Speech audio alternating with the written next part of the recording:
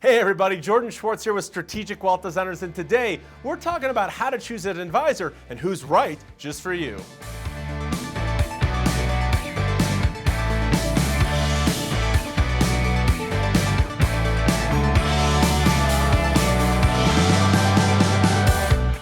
Okay, so we're talking about how to choose a financial advisor, right? There are thousands and thousands of advisors out there, and not all advisors are created equally. So you got to make sure as you're sifting through everybody, how do you find first and foremost who you should be working with? The first criteria, this is super important, it's find an independent advisor, right? What does that mean? It's the type of advisor who's not pushing products, selling quotas, doing what their firm tells them to do. I'm not calling on any names, but if you think a lot of the big brokerage firms, oftentimes they're not independent advisors. So whenever you walk into that location, it doesn't matter who you are, you may be steered in the direction of a certain product that isn't necessarily best for you.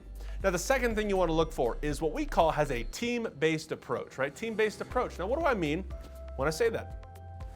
Ask yourself the question right now, as you're watching this video, if you've got a financial advisor, who is watching your portfolio?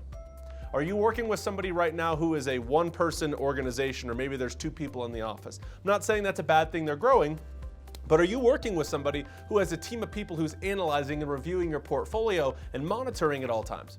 See, if you're sitting talking and watching this video with me right now, you should ask yourself the question, is that a red flag, which it is, if your advisor isn't paying attention to what's necessarily happening in your portfolio? Right? You want to work with somebody who has seen a lot of folks who are just like you, and they specialize on the stage in life that you're working towards or are already in. Now, the third thing that we want to look for is just keep it simple. Right? Warren Buffett's got one of the best investment rules of all time. If you don't understand it, don't do it. Keep it as simple as you possibly can, right? If you get a bad gut feeling or it doesn't feel right, it typically isn't right. If you're not understanding an investment strategy and a philosophy, and maybe it's in financialese, or you're reading one of those 750-page prospectuses, they're not that long, but it feels like it, you want to make sure you understand it. And if you can't sit down and talk with somebody who would explain complex concepts to you in a simple manner, I'd walk out the door and I would look for something else. Now, the fourth thing we want to look for, and this one's big, is what's known as a fiduciary. Finally, we've got new legislation right now that is being implemented, and I believe is already implemented, that makes all advisors act as a fiduciary. So we want to make sure we're working with someone, because what that word means is the advisor who acts in the client's best ethical, legal, and moral best interest. I would take that a step further though, because now everybody has to be a fiduciary. Well, you want to make sure you work with somebody who is a fiduciary probably before it was cool to be a fiduciary. And there's two different things you should look for. One, you should not work with somebody who is just brokerage service based, meaning that they can only sell investments in the stock market.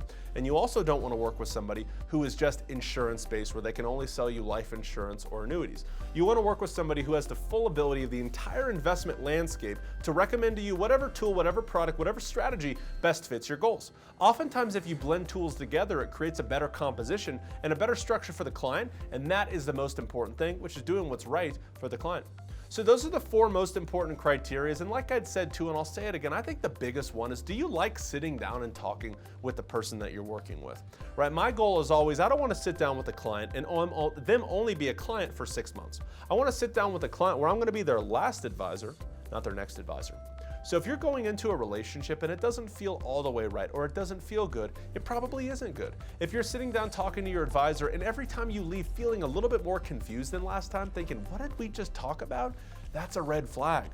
So I think the biggest thing with this is trusting your gut. If it doesn't feel right, it isn't right. If it doesn't sound right, it's not right. If what you're looking at doesn't look the right way it needs to be, then it doesn't make sense. So look for those four criteria when you're finding an advisor. And also too, with our videos, if you'd like more content just like this, subscribe to our page, or also you can send us an email at info@swdgroup.com.